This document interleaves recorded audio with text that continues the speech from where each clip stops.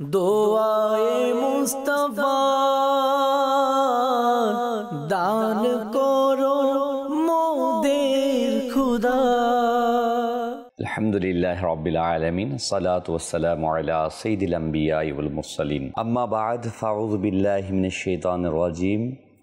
বিসমিল্লাহির রহমানির রহিম। আসসালাতু ওয়াসসালামু আলাইকা ইয়া রাসূলুল্লাহ ওয়া আলা আলিকা ওয়া আসহাবিকা ইয়া হাবিবাল্লাহ। আসসালাতু ওয়াসসালামু আলাইকা ইয়া নবিয়াল্লাহ ওয়া আলা আলিকা ওয়া আসহাবিকা ইয়া নূরাল্লাহ। মাদানী দর্শকবৃন্দ, দোয়ায়ে মুস্তাফা অনুষ্ঠানে আমরা রাসূল আকরাম সাল্লাল্লাহু আলাইহি ওয়াসাল্লামের দোয়া, তার মুআজিজা সম্পর্কে অবগত হয়ে জানি যে রাসূল আকরাম সাল্লাল্লাহু আলাইহি ওয়াসাল্লাম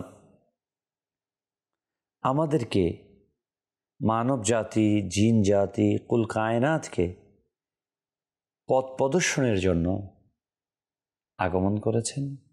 আল্লাহ তাআলা তার মাহবুব সরকার দু আলম সাল্লাল্লাহু আলাইহি ওয়াসাল্লামকে হেদায়েতের জন্য আমাদের কাছে পাঠিয়েছেন। আমরা অনুষ্ঠানে বিভিন্ন সময় নবী সাল্লাল্লাহু আলাইহি ওয়াসাল্লামের আশ্চর্যকর কিছু মুআজিজা, কিছু দোয়ার ঘটনাবলী শ্রবণ করছি দোয়ায়ে মুস্তাফা সাল্লাল্লাহু আলাইহি ওয়াসাল্লাম অনুষ্ঠানে, যে আল্লাহ নবী সাল্লাল্লাহু আলাইহি ওয়াসাল্লাম আমাদের হেদায়েতের জন্য, পথ প্রদর্শনের জন্য কত কষ্ট করেছেন। কখনো বা রসুল আরবি সাল্লাল্লাহু আলাইহি ওয়াসাল্লাম আল্লাহ তাআলার কাছে বারবার দোয়া করেছেন। কখনো বা নবী সাল্লাল্লাহু আলাইহি ওয়াসাল্লাম ঘর থেকে বের হয়েছেন, আক্লান্ত প্রচেষ্টা চালিয়েছেন। এই যে এই কষ্ট, প্রচেষ্টা, আল্লাহ নবী সাল্লাল্লাহু আলাইহি ওয়াসাল্লাম দোয়া করলেই কিন্তু আল্লাহ তাআলা সমাধান করে দিতেন। কিন্তু কেন করলেন এই কষ্টগুলো?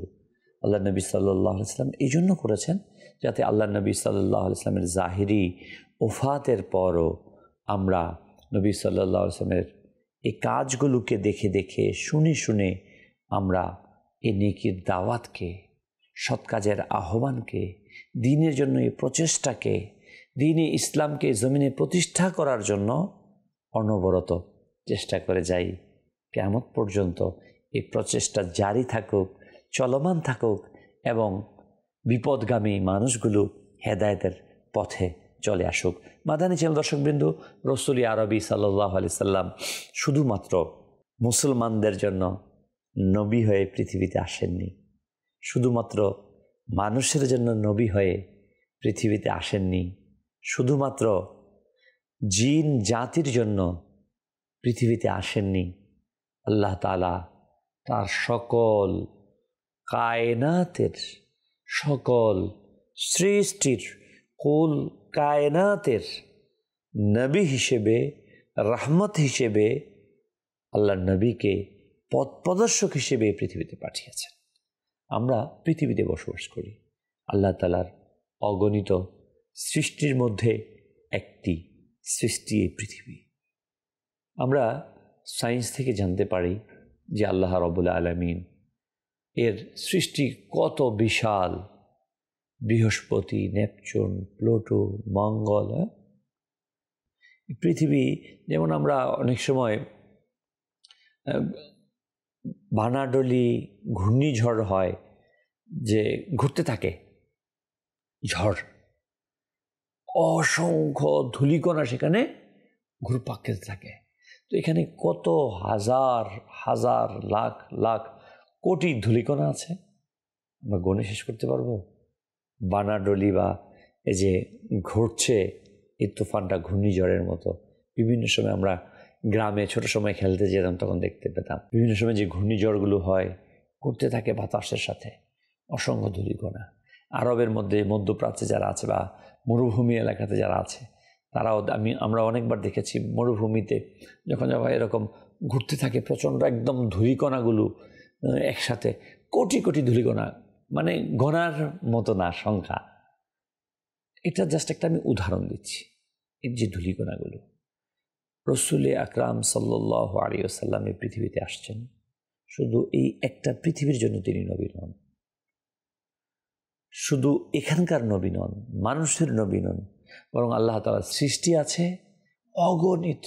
এই ধূলিকণার নেই আল্লাহ তাআলা এই সৌরজগৎ, পুরো মহাকাশের মধ্যে আল্লাহ তাআলার অগণিত সৃষ্টি। আর প্রত্যেকটা সৃষ্টির জন্য রহমত করে আল্লাহ তাআলা তার মাহবুবকে পাঠিয়েছেন। কোরআনে পাকে আল্লাহ তাআলা ইরশাদ ফরমান, ওয়ামা আরসালনাকা ইল্লা রাহমাতাল লিল আলামিন। আয় মাহবুব, আমি আপনাকে সমগ্র জগতের রহমত হিসেবে পাঠিয়েছি। উলামায়ে কেরাম আয়াতে কারিমার তাফসিরে লিখেছেন, আল্লাহ তাবারক ওয়া তাআলা যে আলমের খালিক এবং মালিক, আল্লাহর নবী সাল্লাল্লাহু আলাইহি সাল্লাম ওই মখলুকের, ওই সৃষ্টির, ওই জগতের জন্য রহমত। আল্লাহ তাআলা যেখানে যত সৃষ্টি আছে, নবী সাল্লাল্লাহু আলাইহি সাল্লাম সকল সৃষ্টির জন্য রহমত। নবী সাল্লাল্লাহু আলাইহি সাল্লাম শুধু মানুষের জন্য না, বরং সকল সৃষ্টির জন্য। জিন জাতি, আমরা হয়তো বা অনেকে আবার এই জাতিটাকেই অনেকে বিলিভ করি না, না জিন জাতি রয়েছে। অসংখ্য হাদিসের মধ্যে এই ঘটনা আসছে। সূরা জিন নামে একটি সূরা অবতীর্ণ হয়েছে। শুধু তাই না, আল্লাহর নবী সাল্লাল্লাহু আলাইহি ওয়াসাল্লামের কাছে অসংখ্যবার জিন সম্প্রদায় এসেছেন। কোরআনের আয়াত আসছে, ওয়ামা খালাকতুল জিন্না ওয়াল ইনসা ইল্লা লিয়াবুদুন। আমি মানব জাতি এবং জিন জাতিকে শুধুমাত্র আমার ইবাদতের জন্য সৃষ্টি করেছি। মাদানী চ্যানেল দর্শকবৃন্দ, বর্তমানে আমরা জিনকে দেখতে পাই না, কিন্তু পরকালের অবস্থা কিন্তু ভিন্নতর হবে। হ্যাঁ, সেটা কি হবে? যে আমরা জিন জাতিকে দেখতে পাবো, কিন্তু জিন জাতি আমাদেরকে দেখতে পাবে না। হ্যাঁ, আল্লাহ নবী সাল্লাল্লাহু আলাইহি ওয়াসাল্লামের কাছে এই জিন সম্প্রদায় আসতেন। আল্লাহ নবী সাল্লাল্লাহু আলাইহি ওয়াসাল্লামকে সালাম দিতেন, বার্তা পাঠাতেন। আল কালামুল মুবিন কিতাবের 93 পৃষ্ঠায় বর্ণিত রয়েছে, ইবনে জাআদ বিন কায়েস মুরাদি থেকে বর্ণনা করেন যে আমরা 4 জন লোক হজের উদ্দেশ্যে নিজ দেশ থেকে যাত্রা করলাম। ইয়েমেনের একটি জঙ্গল দিয়ে আমরা যাচ্ছিলাম। হঠাৎ কবিতা পাঠ করার আওয়াজ আসলো। ওই জঙ্গলের ভিতর থেকে কবিতা পাঠের আওয়াজ আসছিল ভেসে। আমরা সেই কবিতার পংক্তিগুলো মনোযোগ সহকারে শুনলাম। এর সারমর্ম ছিল এমন যে, হে আরোহীরা, যখন তোমরা জমজম ও হাতিমে পৌঁছাবে, তখন মুহাম্মদে আরবি সাল্লাল্লাহু আলাইহি ওয়াসাল্লামের খিদমতে আমাদের সালাম আরজ করবে, যাকে আল্লাহ পাক আমাদের রসুল বানিয়ে পাঠিয়েছেন। এবং আমাদের এই বার্তাও পৌঁছে দিও যে আমরা প্রিয় নবী সাল্লাল্লাহু আলাইহি ওয়াসাল্লামের দ্বীনের অনুসারী। কেননা হযরতে মসিহ বিন মারিয়াম আলা নবিয়িনা ওয়া আলাইহিস সালাতু ওয়াস সালাম আমাদেরকে এই ব্যাপারে ওসিয়ত করেছিলেন। নিঃসন্দেহে তা ইয়েমেনের জঙ্গলে বসবাসকারী জিনদের আওয়াজ ছিল। মাদানী চ্যানেলের দর্শকবৃন্দ, সুবহানাল্লাহ, সুবহানাল্লাহ। আমার প্রিয় আকা সাল্লাল্লাহু আলাইহি ওয়াসাল্লামের উম্মতি, তারা জিন জাতিদের মাঝে অসংখ্য রয়েছে। হ্যাঁ, মানুষ বলা হয়েছে, কিতাবের মধ্যে আসছে, একজন মানুষ যখন জন্মগ্রহণ করে তার সাথে 9টি জিন কমবেশ জন্মগ্রহণ করে। হ্যাঁ, 9টি জিন জন্মগ্রহণ করেন। ফেরেশতারা সরিয়ে দেয় মানুষ যখন চলাফেরা করে। প্রতিটি জায়গাতেই জিনদের অবস্থান রয়েছে। কখনো কখনো জিন সম্প্রদায় দুষ্টামি করে থাকে, মানুষকে কষ্ট দিয়ে থাকে, যেমনটি মানুষের মাঝেও আছে কল্যাণকর অকল্যাণকর মানুষ। ঠিক অনুরূপ জিন সম্প্রদায়ের মধ্যেও সেটা আছে। তারা আল্লাহ নবী সাল্লাল্লাহু আলাইহি ওয়াসাল্লামকে মহব্বত করতেন, সালাম পেশ করেছেন। মাদানী চ্যানেল দর্শকবৃন্দ, আমরা শুনছিলাম জিন জাতির সালাম পেশ সম্পর্কে। রসুল আকরাম সাল্লাল্লাহু আলাইহি ওয়া আলিহি ওয়াসাল্লাম পৃথিবীতে যে আগমন করেছেন, তিনি যে হেদায়েতের আলোক বর্তিকা নিয়ে এই পৃথিবীকে আলোকিত করছেন, এই সংবাদ একটি জিন একজন মানুষকে দিয়েছিল। হ্যাঁ, ইসলামের প্রতি উৎসাহিত করেছিল মানুষকে, যার বর্ণনাটি আল কালামুল মুবিনের 87 পৃষ্ঠায় বর্ণিত রয়েছে যে হযরতে সাওয়াদ বিন কারিব রাদিয়াল্লাহু তাআলা আনহু তিনি বর্ণনা করেন যে একটি জিন আমার আনুগত্যশীল হয়ে গিয়েছিল। সে ভবিষ্যতে সংবাদ দিত, আমি মানুষদের সেই সংবাদ দিয়ে তাদের কাছ থেকে উপহার সামগ্রী আদায় করতাম। একবার সেই জিন আমাকে এসে আমার ঘুম থেকে জাগালো এবং বলল, উঠো এবং সাবধান হও, যদি তোমার মাঝে কোনো অনুভূতি থাকে তবে চলো এবং বনি হাশিমের সরদার এর দরবারে উপস্থিত হয়ে তার দিদার করো। যে লুই বিন গালিবের বংশে পয়গম্বর হয়ে তাশরিফ নিয়ে এসেছেন। লুই বিন গালিব নবী সাল্লাল্লাহু আলাইহি ওয়াসাল্লামের পূর্বপুরুষদের নাম লুই বিন গালিব, লুই এবং গালিব। হযরতে সাউদা বিন করিব রাদিয়াল্লাহু তাআলা আনহু বললেন, এভাবে লাগাতার 3 রাত কেটে গেল যে বারবার এই জিন আমায় ঘুম থেকে জাগিয়ে এ কথাই বলতে লাগলো যে তুমি যাও, গিয়ে নবী সাল্লাল্লাহু আলাইহি ওয়াসাল্লামের দরবারে উপস্থিত হও, ধন্য হও তুমি। এক পর্যায়ে ওই কথা শুনতে শুনতে আমার হৃদয়ের মাঝে ইসলামের প্রতি আগ্রহ, ভালোবাসা সৃষ্টি হয়ে গেল এবং আমি আমার ঘর থেকে যাত্রা করে মক্কায়ে মুকাররমায় হুজুরে আকরাম নূরে মুজাসসাম সাল্লাল্লাহু আলাইহি ওয়াসাল্লামের পবিত্র খিদমতে উপস্থিত হলাম। প্রিয় নবী হুজুরে আকরাম সাল্লাল্লাহু আলাইহি ওয়াসাল্লাম আমাকে দেখে স্বাগত জানালেন এবং ইরশাদ করলেন, আমি জানি তুমি কিভাবে এখানে এসেছ। সুবহানাল্লাহ, সুবহানাল্লাহ। দেখেন হযরত সাউদা বিন করিব রাদিয়াল্লাহু তাআলা তখনও মুসলমান ছিলেন না, ইসলাম গ্রহণ করেননি, আসছেন ইসলাম গ্রহণ করার জন্য উদ্বুদ্ধ হয়ে। কে উদ্বুদ্ধ করেছে? তার সাথে যার সখ্যতা ছিল ওই জিন, আনুগত্য এনেছিলেন, তার মাঝে অনুগত করে রেখেছিলেন, ওই জিন তাকে উদ্বুদ্ধ করেছে ইসলাম গ্রহণের জন্য, ইসলাম এর প্রতি আনুগত্যশীল হওয়ার জন্য, নবীর প্রতি ঈমান আনার জন্য। মাদানী দর্শকবৃন্দ, রাসূল আকরাম সাল্লাল্লাহু আলাইহি ওয়াসাল্লামের কাছে যখন আসলেন তো সাউদা বিন কারিব রাদিয়াল্লাহু তাআলা আনহুকে আল্লাহ নবী সাল্লাল্লাহু আলাইহি ওয়াসাল্লাম কি ইরশাদ করছেন, আমি জানি তুমি কিভাবে এখানে আসছো। আল্লাহ তাআলা তার নবীকে এই অদৃশ্যের জ্ঞান দান করেছেন। হ্যাঁ, নবী, নবী, নবী শব্দের অর্থ নুন বা ইয়া, নবী, নুন জবর না, বা ইয়া জেদ, বি, নবী। নবী শব্দের অর্থ, নবী শব্দের এই ওয়ার্ডের মিনিং হচ্ছে, এই ওয়ার্ডের অর্থটাই হচ্ছে অদৃশ্য সংবাদদাতা।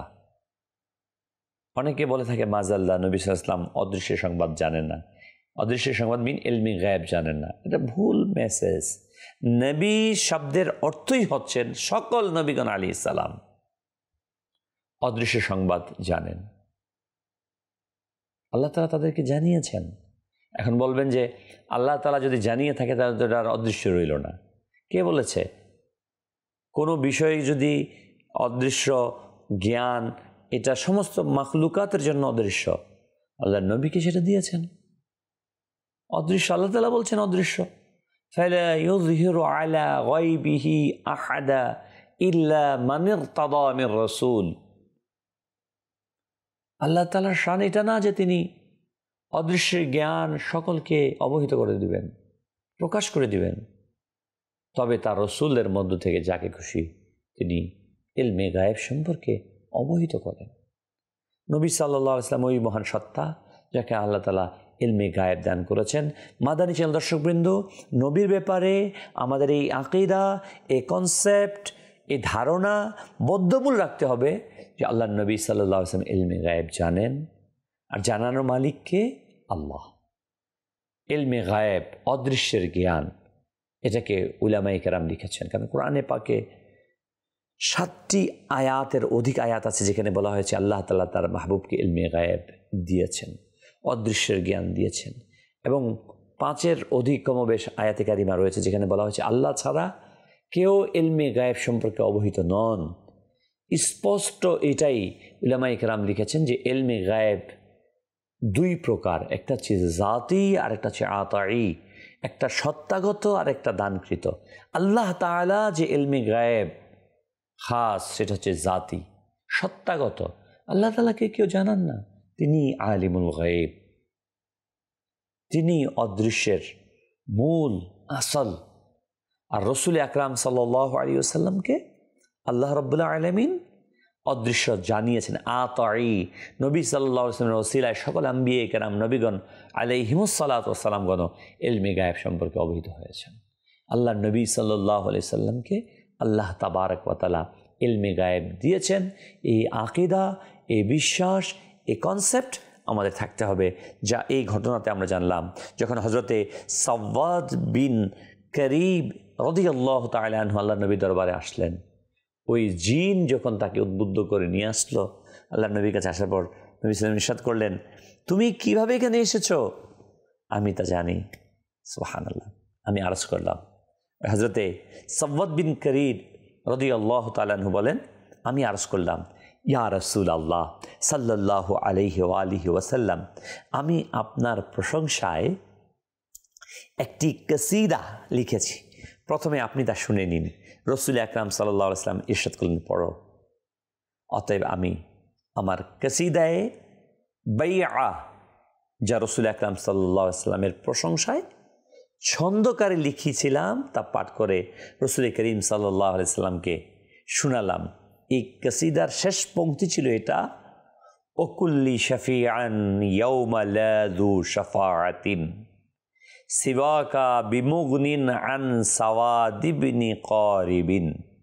অর্থাৎ আপনি সেই দিন আমার শাফাআতকারী হয়ে যাবেন, যেদিন আপনি ছাড়া সাওয়াদ বিন করিবের না কোনো শাফাআতকারী থাকবে, না কোনো উপকারী থাকবে।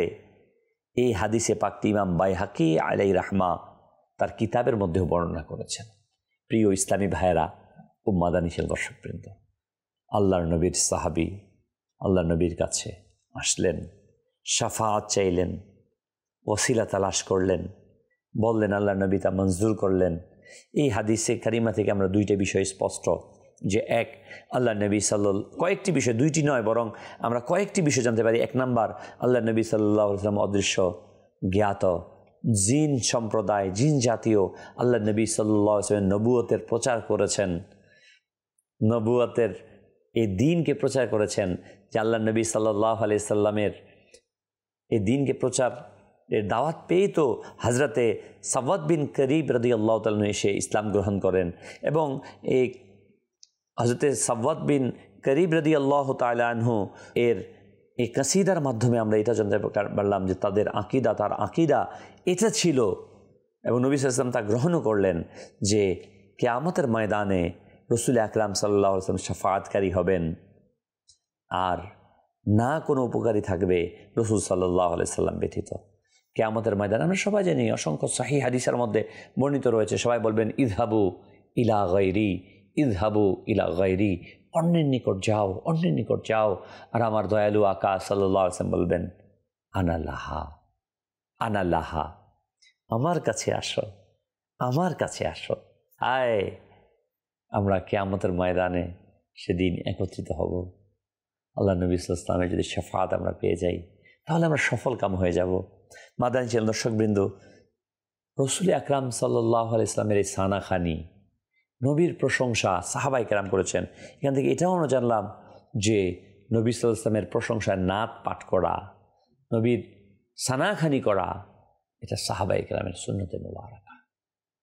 আমরা যেন নবীর নাত শরীফ পাঠ করি, সানাখানি করি। আল্লাহ রাব্বুল আলামিন আমাদের সবাইকে সেই তৌফিক দান করুন। মাদানী চ্যানেল দর্শকবৃন্দ, রসুল আকরাম নূরে মুজাসসাম সাল্লাল্লাহু তাআলা আলাইহি ওয়াসাল্লাম এই জিন সম্প্রদায়ের সাথে অসংখ্য ঘটনা সংঘটিত রয়েছে। হাদিসে পাকের মধ্যে আসছেন যে রসুল আকরাম সাল্লাল্লাহু আলাইহি ওয়াসাল্লামের কাছে এসে জিন সম্প্রদায় কোরআনুল কারীম শিখেছেন। হ্যাঁ, কোরআন শিখেছেন, মুখস্থ করেছেন, তালিম নিয়েছেন, তারবিয়ত নিয়েছেন, ইলম অর্জন করেছেন। ওই সম্প্রদায়ের কাছে গিয়ে, অর্থাৎ জিন সম্প্রদায়ের কাছে গিয়ে তারা আবার দ্বীন ইসলামের প্রচার করেছেন। অসংখ্য ওয়াকিয়াত হাদিসে কারিমাতে আমরা জানতে পারি, পাঠ করতে পারি। হযরতে জাবির বিন আব্দুল্লাহ রাদিয়াল্লাহু তাআলা থেকে বর্ণিত হাদিস, তিনি বর্ণনা করেন যে আমরা এক সফরের মধ্যে রসুলি আরবি সরকারে দো আলম নূরে মুজাসসাম সাল্লাল্লাহু তাআলা আলাইহি ওয়াসাল্লামের সাথে ছিলাম। তিনি সাল্লাল্লাহু আলাইহি ওয়াসাল্লাম একটি খেজুর গাছের নিচে উপবিষ্ট ছিলেন। সরকার সাল্লাল্লাহু আলাইহি ওয়াসাল্লাম একেবারে হঠাৎ করে একটি বড় কালো সাপ রসুল আকরাম সাল্লাল্লাহু তাআলা আলাইহি ওয়াসাল্লামের দিকে আসছিল। লোকজন তা মারতে চাইলেন, কিন্তু রসুল আরবি সাল্লাল্লাহু আলাইহি ওয়াসাল্লাম ইরশাদ করলেন, একে আমার নিকট আসতে দাও। সুবহানাল্লাহ, সুবহানাল্লাহ। যখন ওই সাপটি হুজুরে করিম সাল্লাল্লাহু আলাইহি ওয়াসাল্লামের নিকট পৌঁছলেন, তখন সরকার দো আলম সাল্লাল্লাহু আলাইহি ওয়াসাল্লাম নিজের মাথা রসুল সাল্লাল্লাহু আলাইহি ওয়াসাল্লামের, যখন ওই সাপটি রসুল আকরাম সাল্লাল্লাহু আলাইহি ওয়াসাল্লামের কাছে পৌঁছলেন, তখন নিজের মাথা রসুল আকরাম সাল্লাল্লাহু আলাইহি ওয়াসাল্লামের কানের নিকট করে দিলেন। কানে মুখে কথা বলছে, আমাদের গ্রামের ভাষায় বলি কানে কানে কথা বলা না, মিন কানে মুখে কথা বলছে। রসুল আকরাম সাল্লাল্লাহু আলাইহি ওয়াসাল্লামের কানের সামনে করে দিলেন। অতঃপর তিনি সাল্লাল্লাহু আলাইহি ওয়াসাল্লাম সেই সাপের মুখের নিকট নিজের মুখ করে দিয়ে চুপে চুপে কিছু ইরশাদ করলেন। সুবহানাল্লাহ, সুবহানাল্লাহ। এরপর সেই জায়গা থেকে সাপটি একেবারে হঠাৎ অদৃশ্য হয়ে গেল, যেন মাটি তাকে গিলে ফেলল। হযরতে জাবির রাদিয়াল্লাহু তাআলা আনহু বলেন যে আমরা আরজ করলাম, ইয়া রাসূলুল্লাহ সাল্লাল্লাহু আলাইহি ওয়াসাল্লাম, আপনি সাপটিকে আপনার কান পর্যন্ত আসতে দিলেন। এটা দেখে আমাদের ভয় পেয়ে গেল, সাপটি আপনাকে দংশন করে না বসে। রসুল আকরাম সাল্লাল্লাহু আলাইহি ওয়াসাল্লাম ইরশাদ করলেন, এটা সাপ ছিল না, বরং জিনদের পক্ষ থেকে প্রেরিত একটি জিন ছিল প্রতিনিধি।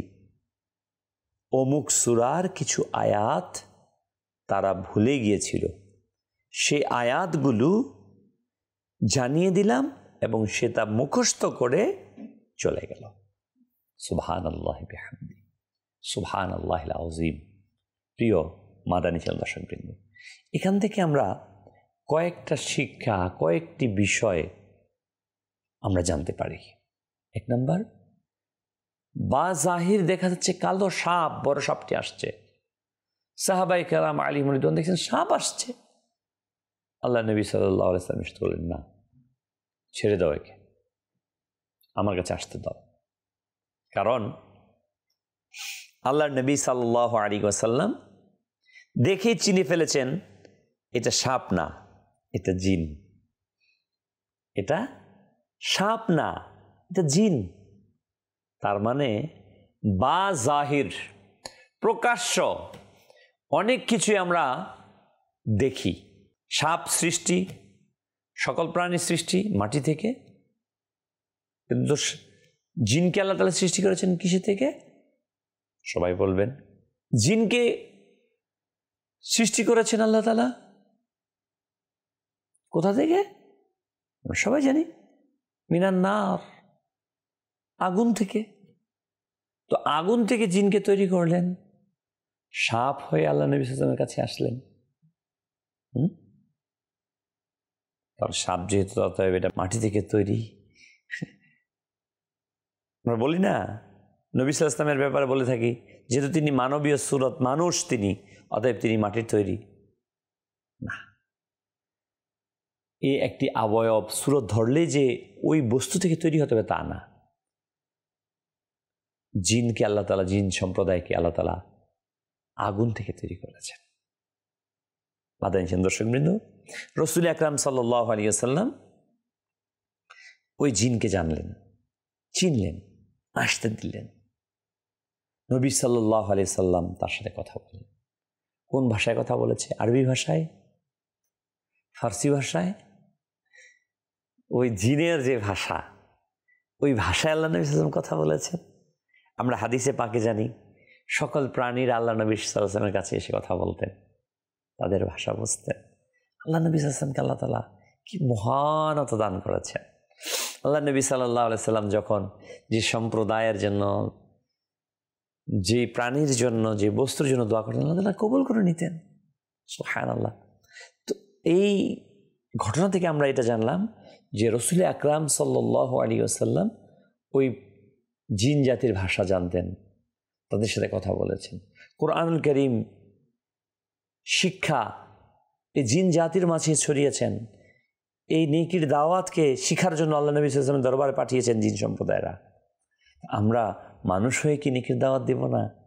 দেখুন, জিন সম্প্রদায় হয়ে আল্লাহ নবী সাল্লাল্লাহু আলাইহি ওয়াসাল্লামের কাছ থেকে এসে কোরআন শিখে যাচ্ছেন এবং সম্প্রদায়কে কোরআন শিখাচ্ছেন।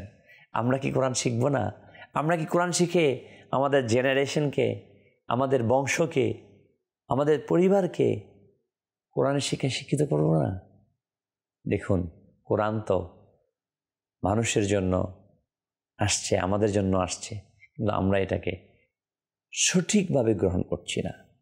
আজকে এটাকে একটি ইবাদতের শুধুমাত্র অংশ হিসেবে, ইসালের সওয়াবের মাধ্যম হিসেবে, বিপদ থেকে মুক্তির কারণ হিসেবে এটাকে গ্রহণ করে নিয়েছি তাবিজ হিসেবে। না না, আসুন মাদানী দর্শকবৃন্দ, এই ঘটনা থেকে আমরা শিক্ষা নেই যে রাসূল আকরাম সাল্লাল্লাহু আলাইহি ওয়াসাল্লামের কাছে জিন সম্প্রদায় এসে কোরআন শিখে গেছেন, অথচ আমরা মানুষ হয়ে কোরআন শিখছি না।